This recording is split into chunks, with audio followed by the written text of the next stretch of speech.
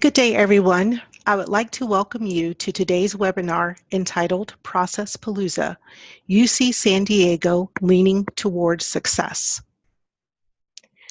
The session is being recorded and will be available on the ITSM CG Wiki site within 5 business days. Here's a brief overview of our presentation format. We have a presentation which will last about 45 minutes. There will be time left over after the presentation for QA. Our presenters have also asked that if you would like to ask a question during the presentation, please put it in the QA box and we will address it as soon as we can.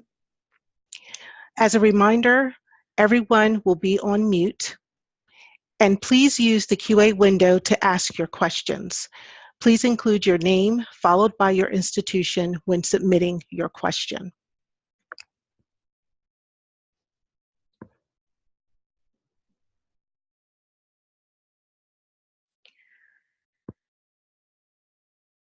We are extremely honored to have with us today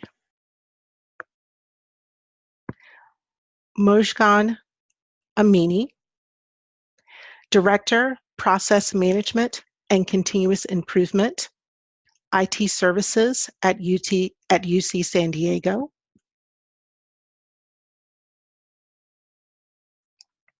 Lynn Underwood, IT Organizational Change Management, IT Services at UC San Diego. Sean Monroe, Coordinator, Administrative Process Excellence, Jacobs School of Engineering, Manager of Lean Beach, UC San Diego. And Aaron Crickard, Strategic Academic Initiatives, Office of the Executive Vice Chancellor, UC San Diego. So without further ado, we will start the presentation.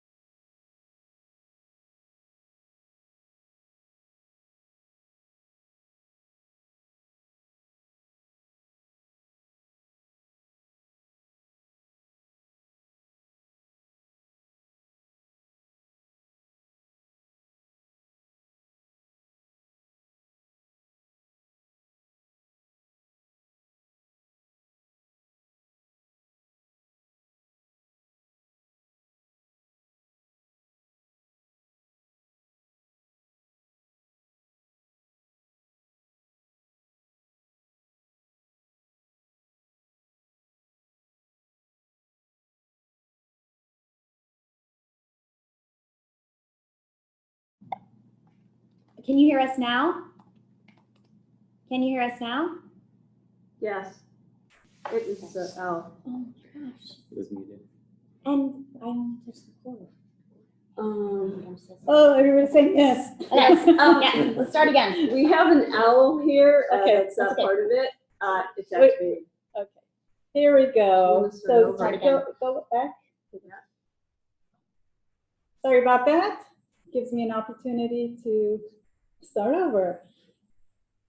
Welcome, everyone. We'd like to take this brief time that we have with all of you to tell you a story about UC San Diego's continuous improvement movement that's spawned across our university. And we'll do that by a panel discussion here. So I'll start off by telling you a story, and I want to step back about 5 years. 5 years ago, we had a brand new chancellor step into our university, UC San Diego. And with the chancellor came a business mindset of running our university in a way that could bring a lot more business efficiencies and impact beyond the academic and research mission of our university. At the same time, we established our first ever strategic plan for UC San Diego.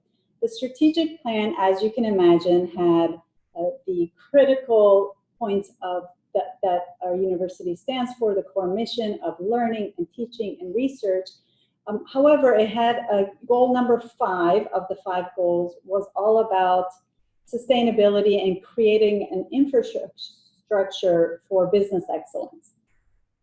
And if you read through that particular goal, there are various forms of the word efficient, or efficiencies spread across the definition. So we took that and we said, what does that translate into? Well, it means doing things a little bit differently, running the business of the university in a different way.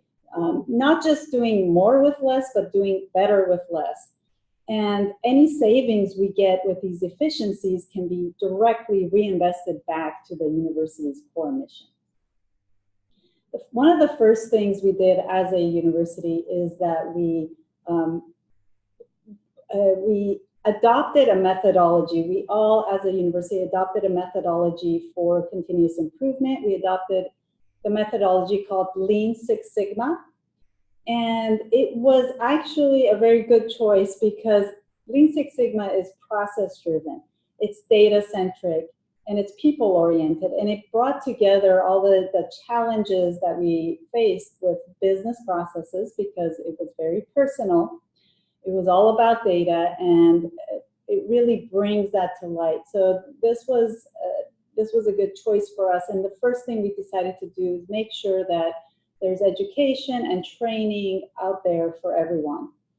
To date, over the past few years, there has been an increase, a dramatic increase in the thirst for knowledge and certification and training in Lean Six Sigma. Lean Six Sigma has levels of training and education and certification. And the beginner, we started out with the yellow belt training. We also offer green belt and black belt to all our staff and students and faculty. And to date, we have close to 1,700 certified Lean Six Sigma practitioners all across UC San Diego. So that was great. We had adopted a methodology, but that wasn't all. There were a lot of other things happening. There was momentum building. There were activities and initiatives bubbling up all different corners of the university. We had folks getting together in an ad hoc way to talk about project management and how can we be more successful. I'm going to stop right here. It says that the sound is muted again. I haven't touched anything. I wrote, can you hear us? I'm waiting to hear back from someone. Okay. I can hear you. Okay, great. Sorry about that. It's going to be an interesting recording, and we'll keep going. Anyway, we had multiple initiatives bubbling up. We also have a major ERP effort going on across our university, and we're taking an interesting approach with process optimization at the core for. And with all of that coming together, we said, okay, we have the skills, we have this collective knowledge, how do we bring it together to really bring the awareness and usage into one place? And we came up with a creative idea. This is when we decided that we'd hold Process Palooza. Process Palooza is essentially a 3-in-1 event, and an innovative piece of the of Process Palooza was the Great LSS Race. It literally brought together different individuals anonymously. They learned about what team they'd be on the day of the event, and there were 6 teams of 6. And what was innovative about it was we actually had them compete on real UC San Diego business processes. So Process Palooza is something that you've seen in the pictures, and I'm going to put on my Process Palooza suit to tell you about it. So next the centerpiece, as I said, kind of, although there is an expo and a conference piece, all 3 pieces were essential. But as I said before, the Great LSS Race was an opportunity to see people acting out Lean Six Sigma and applying their knowledge, but also contributing to real processes. So one of the hardest challenges we had with Process Palooza was finding process owners that wanted to put their broken process out on the line, advertised, and all of that. We found 2 brave people.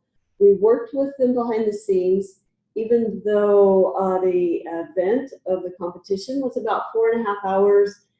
There was a lot of thought that went into making sure that our process owners who put themselves out there had thoughtful and useful responses, and our competitors who stood up to flex their Lean Six Sigma muscles had the opportunity to do something and contribute of value. So we walked through the process in advance of the event, readied it from a define, measure, analyze perspective. We created fake personas that had amortized type salaries adjusted to them, and created a narrative by which the competitors could act upon. Here you can see some of the activity. We did it old school. As one of our co-hosts said, you can't see thinking. So each team got 2 4x6 whiteboards, flip charts. Mind you, this was not a quiet event. We had MCs, audience could go around and watch the competition, as well as you'll see in a minute, that the presentations and all of that. We also had a kind of a cast of characters to support this effort. We had, I said MCs, but we had judges. Each process owner also served as a judge. We had Lean Six Sigma experts who were there on call, and we had process support that was on call to answer different team questions. We had parameters and rules, and each team, just so you know, I mentioned it earlier, they didn't know what team they were on and with who. By and large, some of the people might have known each other, but it was relative strangers from across campus were brought together. Before the event started, before it kicked off, we had a team norming kind of forming exercise where they used the color, one of our UC San Diego colors, and branded themselves and started their day that way. I also noted that there was also a conference portion of this that had a lot to do with guides and excellent presentations, understanding what incredible initiatives were going on across the campus and in different areas, academic areas, and as well as administrative areas, and that people might have heard about, but they actually got to hear these case studies from leaders. We also had, alongside with that, some white belt training. So Moiskin had mentioned earlier, Lean Six Sigma here, if you can see that, has also a different level, which is an introductory level. And we offered that for people to get their feet wet, and also poster sessions. So a different way to present and share the impact of continuous improvement and process improvement on campus was this additional opportunity to tell your story graphically with a few times to also share and be next to your poster for questions. And the expo side of it was connecting people. So we had booths from various initiatives and departments on campus. We had a Palooza lounge, and if you haven't noticed so far, it was about fun and how can you take something that's process improvement, make it fun. But we had raffles, and we had games that were inspired by Lean Six Sigma, amazing prizes, and fun things for people, like the name badge. So it's a flower packet that you could plant later and write your name on. So the event was cast in a fun way on a serious topic. Real processes, real results. This is where I can kind of say, basically at the end of Process Palooza, those two process owners had a commitment. They made in advance of the event to go back and make improvements to their processes. Both right out the gates made about $100,000 in savings, a hard and cost savings on their processes, but there were other improvements as well. Efficiency improvements, transparency, and things like that. And doing a check-in with Process Palooza, one of the last things I also want to say about Process Palooza is our first Process Palooza had 500 attendees, and that speaks to that thirst of knowledge, kind of giving that practitioners and the people who are curious. Of those 500 people, 250 of them, essentially half of them, were self-identified as curious, heard rumblings about this, wanted to get engaged. So we had practitioners and non-practitioners alike converging on this event, and it felt like a wave of enthusiasm. So that's actually what the Process Palooza event was about. So that's good. Thanks, Lynn. So prior to Process Palooza, from the Office of the Executive Vice Chancellor, we started receiving more and more requests for project managers throughout campus. And the work requested of the PMs was varied. So we began to wonder if people understood what project managers did. Did they just want a magic wand to solve all of their problems? Which sometimes a good PM can do. But we thought it would be a good idea to gather all of our PMs and discuss what it meant to be a project manager in industry and specifically at UC San Diego. So it would give us a chance to look at some best practices and potentially come up with some alignment and standards. Around the same time, we've been investing a lot of money in continuous improvement training that followed the methodology of Lean Six Sigma, as Moshan and Lynn alluded to this. From the Office of the Executive Vice Chancellor in Academic Affairs, we've spent close to $20,000 in Lean Six Sigma Yellow Belt training for everyone from business officers to student affairs specialists across campus. IT also made a commitment to have all of their employees trained in LSS. And in addition, our CFO provided scholarships for employees who want to continue their training and pursue green belts and black belts. So at the same time, because we had all of this extreme change going on campus, years ago we had provided change management training, and we follow the ProSci methodology, but we thought it was a good time for a brush up for our managers. So instead of creating 3 separate communities of practice, we decided to bring them all under one umbrella, combining together to create the Business Excellence Community of Practice. So Process Palooza leveraged multiple campus programs that continue to make an impact. And this new community of practice that we like to call BCOP united these 3 groups of practitioners and is used as a vehicle to continue to grow this continuous improvement mindset. We are less than a year old. We have about 140 active members. We have monthly events, which include speakers, workshops in each of the 3 practice areas, and we even have a book club to talk about things that practitioners in each of those areas are currently speaking about. Lastly, I wanted to drill down a little bit to talk about the numbers. So Moshan had alluded to the fact that we have over 1,600 Lean Six Sigma yellow, green, and black belts here. But we wanted to show that those certifications that have happened in the last couple of years are a big percentage of the total certifications that have been received in San Diego. So we are really taking up the entire market here. And then the project savings, this investment, as a campus, we feel the investment is important for our employees to feel empowered to take part in all the change that we're currently experiencing. So the return on the investment has been to date over $6.1 million in soft and hard savings. But then we recognize that it also fostered a desire in our employees to continue to practice their process improvement skills. And that is how Lean Bench was formed. And Sean's going to tell us a little bit about Lean Bench.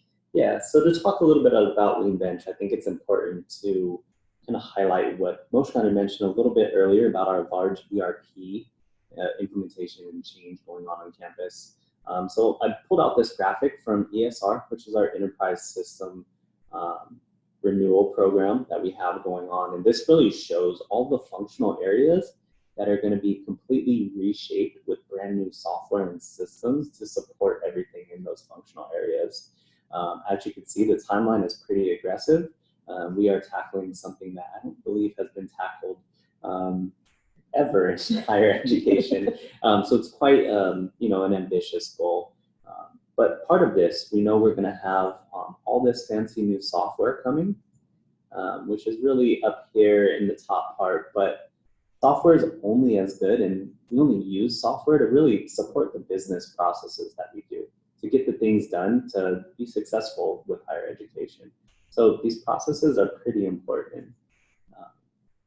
So I'm just waiting for my cues to come up. I just want to show that, you know, the software is really there to support these very important processes. If you think of it, of what we're doing overall, it's really kind of, it's going from our old buggies that we have currently, this really old software that's been around for quite some time on campus, and going to these brand new sports cars, these really fancy race cars. But what we want to be very careful of is that we do not go into that brand new sports car and take the engine from our old buggy to power that sports car. It's going to look nice and fancy, but we're not going to have the improvements that we really hope to get with this large initiative that we're tackling. So now to bring that together, we realize that we have this expertise on campus, and we realize we have this need to really look into our processes and how we do these business steps to actually make the software work as best as it could. Usually businesses will go out and get a lot of consultants, a whole army of consultants to do this type of work, which works at times, but we realize that a lot of times we would spend all this money on consultants to come in and learn our processes. At the end of this initiative, they would leave with all of that knowledge and expertise, and we'd be left without that knowledge and expertise. So we have a high investment of this expertise on campus. So we really wanted to leverage that, and we created what's called the Lean Bench. So this is a crowdsourcing of expert sourcing of our Lean knowledge and experience that we have on campus to use for this process reviews. We actually have the Lean Bench, the first cohort just started. We're a little under a year old, so still very new on campus, but it has been going excellent so far. This cohort is made up of representatives from all over campus. So what will happen is they gain this real world knowledge and experience of doing this process improvement work. Then they're able to go back to their departments, go back to their regular day jobs, and use that knowledge and expertise and really provide all of that benefit back to their individual areas, as well as making a huge impact on campus through this ESR initiative that is ongoing. So that's kind of a brief overview of what we're doing. But if you want to get more information on the Lean Bench and any of the other topics that we talked about today, we wanted to provide everybody with a whole bunch of links to resources. A lot of that can be found on these websites, and you could really reach out to any one of us as well for details on any of the individual portions of this presentation. So with that, I wanted to turn it over for questions. We really wanted to save a large portion of this meeting for questions, so we could really dive into all of the topics with you.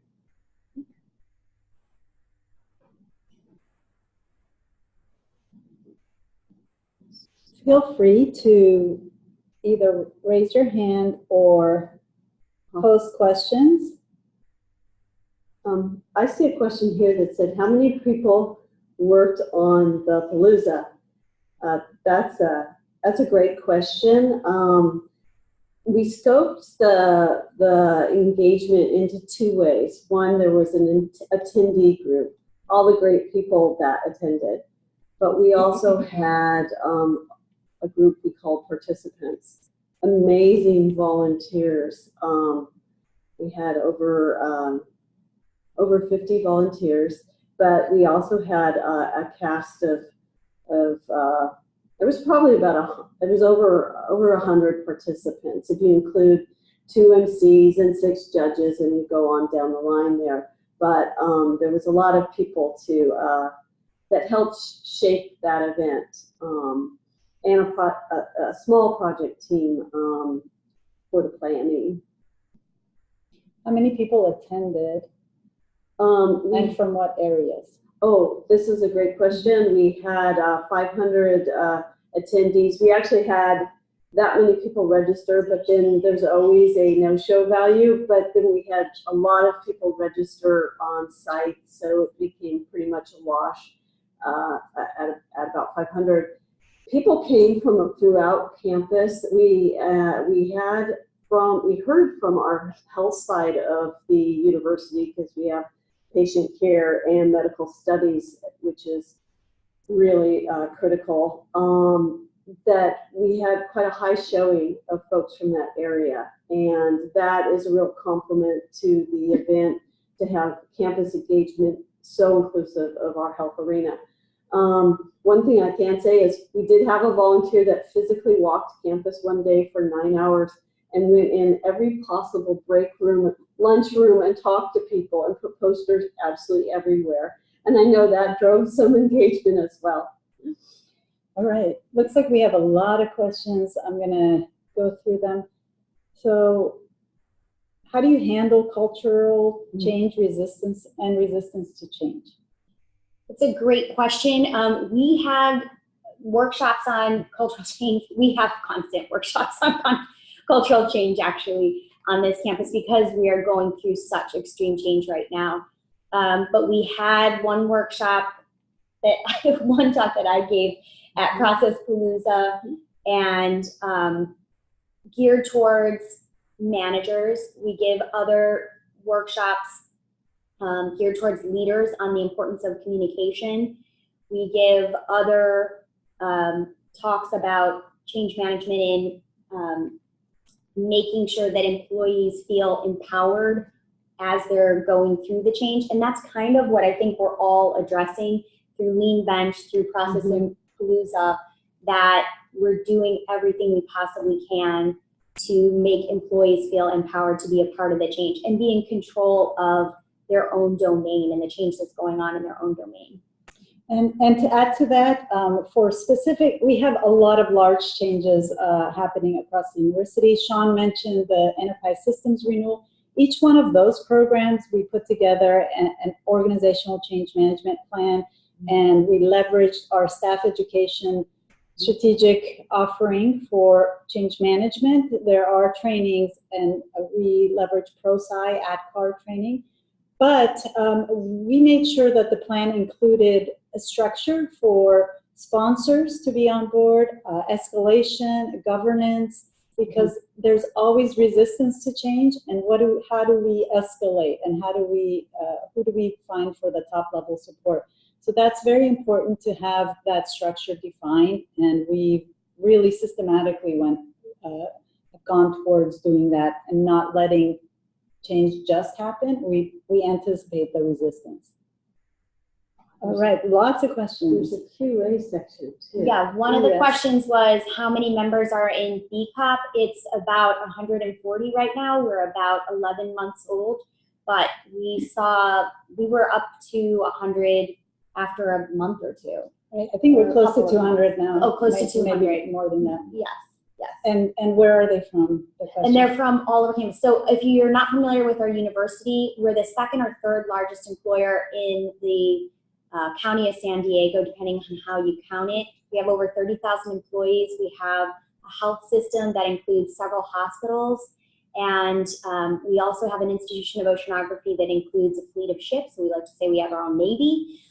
So I mean, to say that we are all over the globe, we really are. So at times it's difficult to message out and make everyone feel included. So when we look at who's participating and we see people from every division, every unit, every area of the university, it's really exciting. And this is a community of practice, so they're not joining 100% of their time. They join in, and it's volunteer organizations.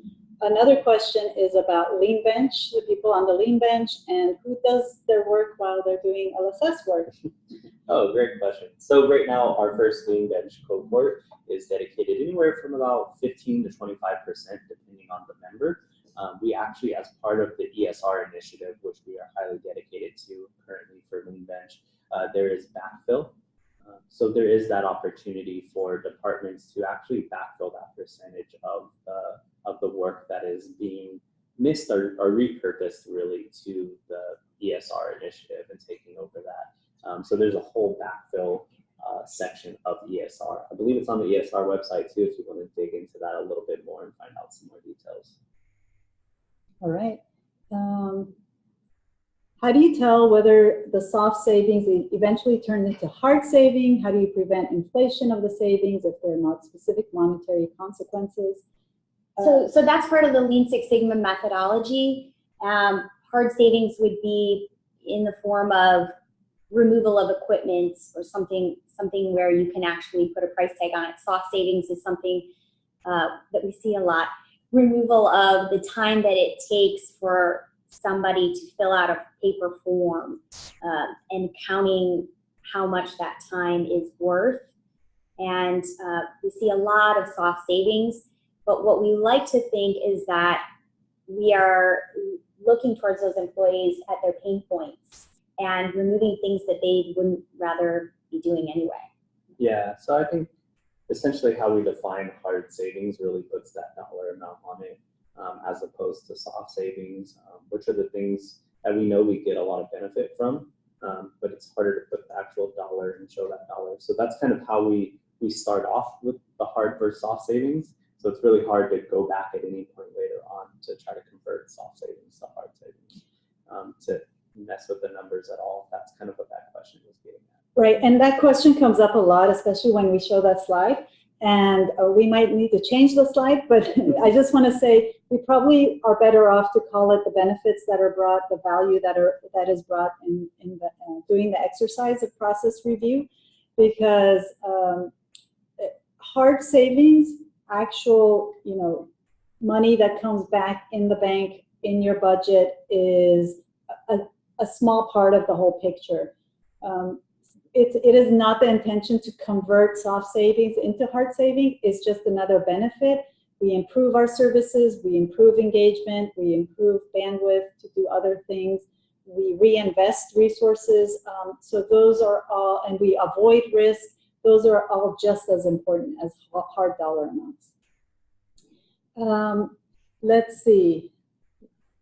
Who's validating the savings? So we do have a financial review of the savings that we're talking about when we do convert it into a dollar amount. If we were talking about the benefits, the soft benefits, and those are other, they don't need to be validated by financial. Oh, we should clarify that we're tallying up savings that were recognized during the certification process as part of people's projects.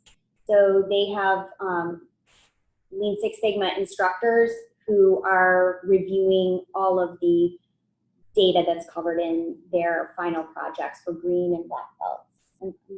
Right. Yeah. We have a question that says, how many trained green belts do you have on your campus? So we have about, I want to say close to 400 green and black, something to that, 300 or 400 now, green and black belt certifications, and the other ones are yellow belts. So the green and black belts are the ones that require an actual project with quantifiable savings and really validating, and luckily we have that opportunity while we're getting certification to work on an actual business process on our campus. So it's been a win-win for that. I just want to add to that one as well. Those numbers that Moshan just threw out were lean or green belts and black belts that actually went through the Lean Six Sigma training here that's offered here at UCSD through our extension. There are also many more green and black belts that we have found through things like the Business Excellence Community of Practice that weren't actually trained through the extension but had previous Lean Six Sigma training, which we have uncovered. That number is a little harder to tell, but we do know there's a lot more out there as well. Okay, this question that says, is Process Palooza a methodology, a philosophy, or a process approach to business excellence? Real quick. Well, Process Palooza is more like a happening. It really brings together people who are trying to basically redesign the box, improve, and find ways to collaborate and share.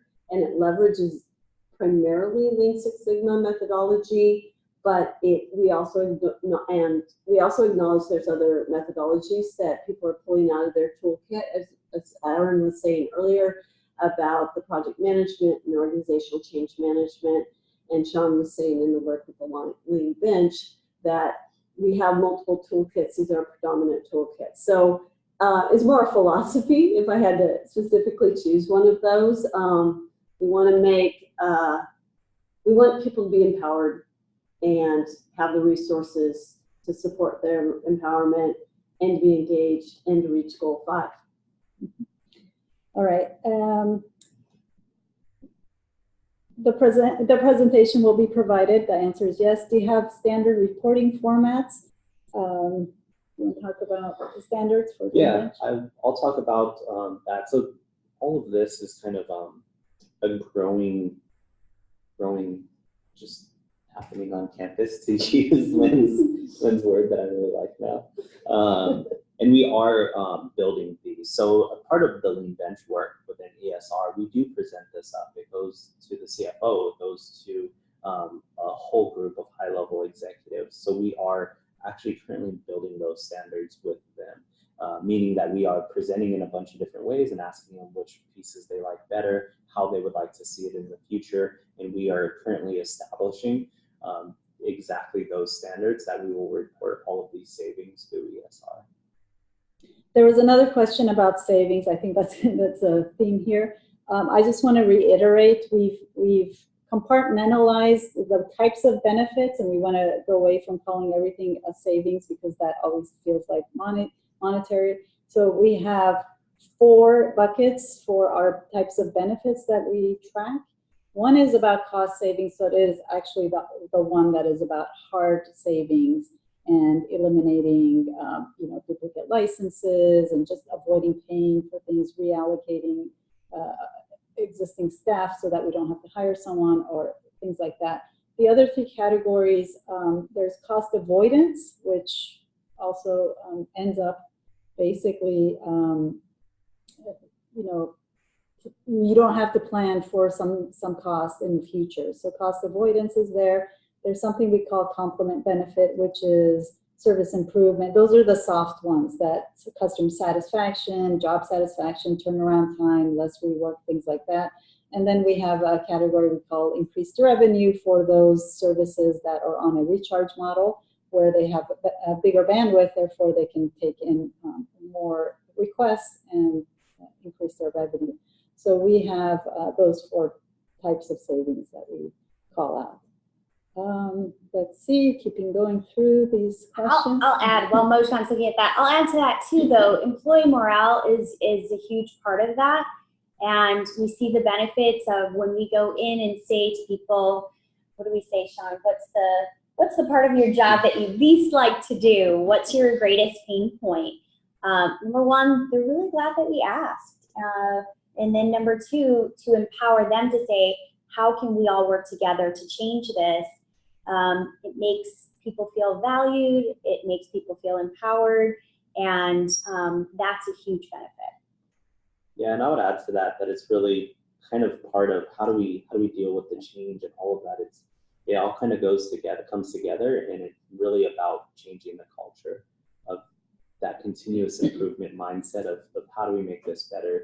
And the more employees that we have thinking in that sense, we really see that impact. Change becomes easier, and we really see these questions and these ideas come from all over the campus. So it's really crowdsourcing these great ideas and this great work. So, and all of that's done through that cultural change that all of these little pieces play a part in. There are a couple questions I'm going to try to connect together. One is about who offers the training, and the resource page that you see on the shared screen has links, but it's luckily we came up with a good model that we can tap into from within UC San Diego. So we have a central office that's called Operational Strategic Initiatives that helps strategically across the board, across the university, and they happen to bring in and offer one-day, half-day kind of tutorial kind of trainings for Lean Six Sigma, and also on a consulting basis go out and work with departments to work out process improvement and track and measure. So we have that in-house, and there's a link in the middle of the page there, OSI. And so they run monthly, at least once a month, they run trainings for up to 40 people, and it's very interactive, and it's a simulation, and it's amazingly effective. The next levels beyond the yellow belt, which are the green and black belt, are offered through our UC San Diego extension program in a 6-week and 12-week offering. At the end of the day, you do get an official certification for green and black belt, but you also complete a project with hard and soft savings combined. So that's offered through our university. There is a question about how much the chancellor has offered to fund this initiative, and so I mean the figures that I gave were from the Executive Vice Chancellor for Academic Affairs, and so Elizabeth Simmons, she is directly under the chancellor, and we've made a large contribution into yellow belts. Then the CFO has made a large contribution. I should say when this scholarship was offered through OSI for green and black belts, the first year that it was offered, how many, are we on year 3? Anyway, I believe there were 20 applicants. Last year there were 40 applicants. This year we had 81 applicants for the scholarship. And each year the CFO has been so supportive in increasing the number of scholarships based on the interest. So this is from campus leadership on down, this is really well supported. And when you look at the numbers, I mean, the certification for green and black are anywhere from $3,000 to $5,000, and employees really appreciate the fact that we are investing in their career and their skills and in them as professionals, and it's worth the investment. right. So I think number-wise, the chancellor came up with a strategic plan. All the vice chancellors and executive vice chancellors on down all the areas basically came up with their own way to support it, and some departments put aside budget funding for training, etc., and the campus at large offers scholarships, as Aaron was mentioning. So, and things like Palooza, things like Business Excellence, Community of Practice, Lean Bench, the resourcing for that comes from whatever initiative is available and can fund it and can benefit from it. So it is a kind of like a wait and see what kind of value we get, and let's invest more if the value is great. So what we are here to really reiterate is we planted these seeds about a year ago, and some of them are growing really fast into big trees.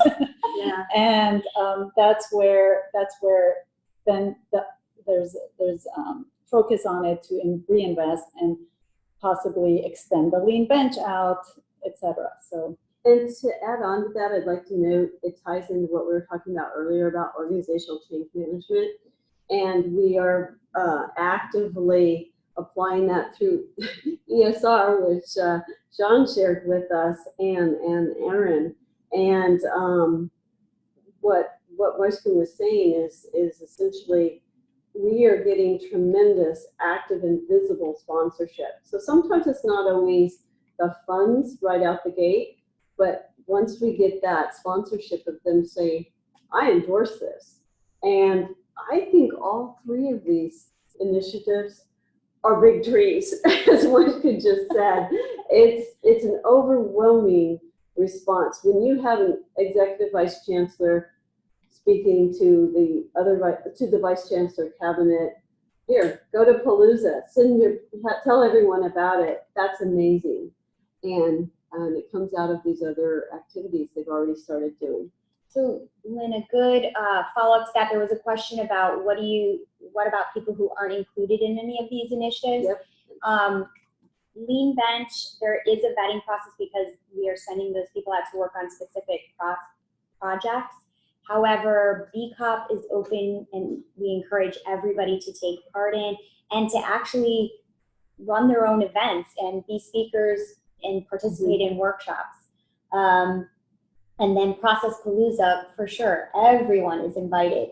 And so sometimes you see those employees who say, what's going on? I want to get excited. I want to get involved. And there's just opportunity abound because, as we've all said, this has grown a lot faster than we even anticipated. Right. So there are opportunities for everyone. So I was typing some answers to the cost because people want to know actually what number, because we want to know how much if we want to do this, how much would we invest? So I put in some numbers for the IT department, but basically if you boil it down, the yellow belt costs about $200 per person for the one-day training.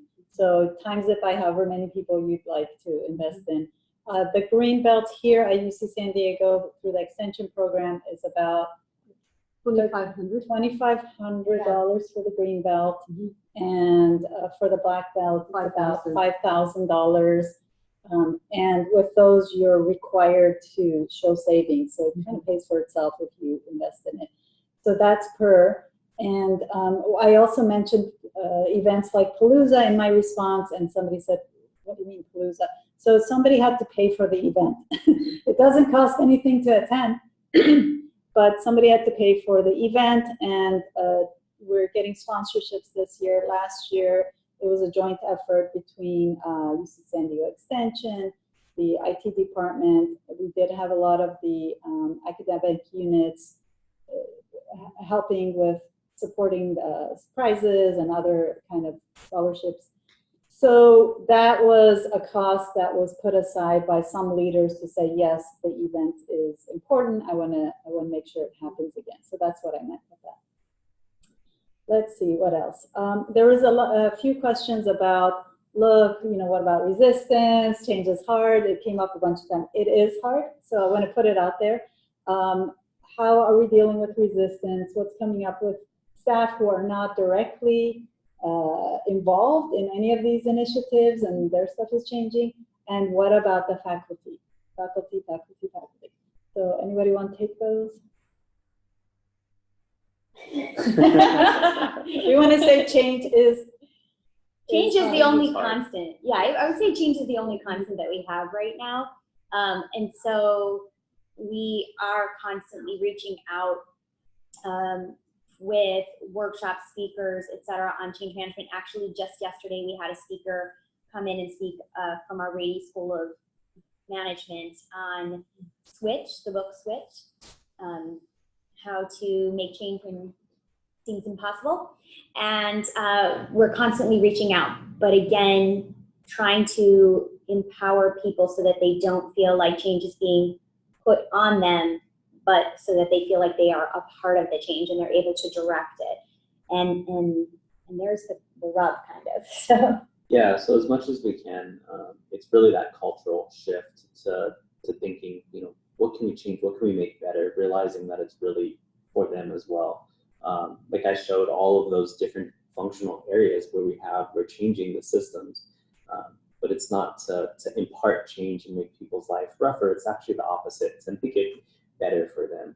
So it's really bringing them along that journey, starting in the very beginning of building that change, like Aaron said, making sure that they're involved with it. It's not just someone putting it on them, but they are actively participating. So as much as possible, we have change networks that are going out as part of ESR, and it's very strategic. We have a whole strategic organizational change management group within the ESR. So just like Lean Bench is dedicated to really looking at the process work, we have a whole change management, strategic change management team. I think that's key too, is that strategic change. A lot of our efforts in change management is powered by ProSci and a lot of the great resources that we get from ProSci. But it's really structuring it to make sense and bringing them along with the change and making sure that they are able to participate in that change up front. Becomes a lot easier on the back end when it's time for implementation. And I think what we found out is very helpful is people need to hear about the change in many different ways and from many different people. And when they hear about it from someone like us who doesn't work with them day to day, okay, you know, they'll listen a little bit, but when they hear from their own manager or from a peer, it just resonates.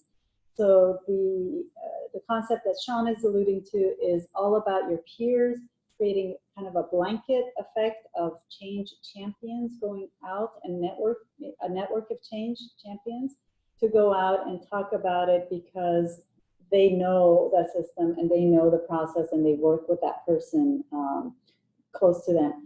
And at the end of the day, we've kind of embraced this concept that we call expert sourcing. So we don't want to go outside and bring in consultants for everything because we have the experts in-house.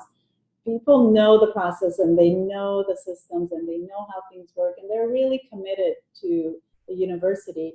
And so therefore, if we find a person who knows the right things about what's changing and is motivated, we find one person out of like 50.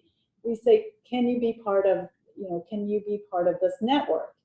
And if it starts impacting their day job, we have this backfill process where it says, okay, you're dedicating 20% of your time to helping us communicate this out or being part of the change network. You can get 20% back into your department. So that's kind of how we're handling it. It's just everywhere and all the time kind of discussions going on, road shows and beyond. Yeah, to piggyback on what Mojgan's saying too, we definitely don't want to leave with the impression that this was a prescriptive plan that we rolled out. This was seeds where we saw seeds of energy and coalescence, and we kind of grabbed onto that energy and started to build some things. But in the spirit of continuous improvement, we are constantly assessing and trying to maintain that agility and that nimbleness so that we are being responsive. And if we have to change our infrastructure or we have to change our plans, that's fine. And I think that spirit kind of resonates so that when it does get to, culturally, when it does get to a project, we say to the subject matter experts, look, we'll try this, see if it works, but we'll do an assessment if it's not working. We'll try something else. And that permission to experiment a little and relax a little, I think is reassuring and again, empowers our employees. Yep. There was specifically a couple of points about feedback from faculty and what are they saying about this? And that is difficult. Change is difficult for everyone, but we all know, we're all in higher ed, it's especially difficult with faculty. And I think what helps in that realm is this whole coming at it from a structured perspective of setting up governance, escalation, sponsorship structures up front, knowing that we will hit resistance and what do we do in case of that. So faculty, they're all different really, and some react really well to data-based decision making. So that's what Lean Six Sigma is. You bring the data, and ideally it should make it very clear to say, yes, that process needs to change. So we put the data up front. We make decisions very, very, based on data and not based on intuition or any other emotions. And if we do hit resistance, we have multi-level escalation routes with the right executives in that structure. Yes, so we have a specific infrastructure here. Yeah. Infrastructure here on campus, so shared governance. But for anyone who's thinking about communication to faculty, in academic affairs specifically, we have rolled different components of this enterprise system journal out to faculty. And I think that my piece of advice would be to package that change in, be able to present that change in different ways, because you're not sure what's going to speak to your audience. But for the most part, as soon as they understand that their support staff that helps them will be a lot happier with these changes implemented, that they're much more willing to buy into it and wholeheartedly be a part and contribute to the change. All right, we'd like to thank everyone for their participation in our discussion today. We'd like to especially thank our panelists for the presentation that they gave and the great answers that they gave to many of the questions that were presented both in our Q&A and in our chat window. So this concludes the presentation for today. I'd like to thank the presenters once again for sharing their time and insight with us today. Please refer to the slide decks for presenters' contact information. Stay tuned for more exciting events and refer to the ITSM wiki page for all the latest information.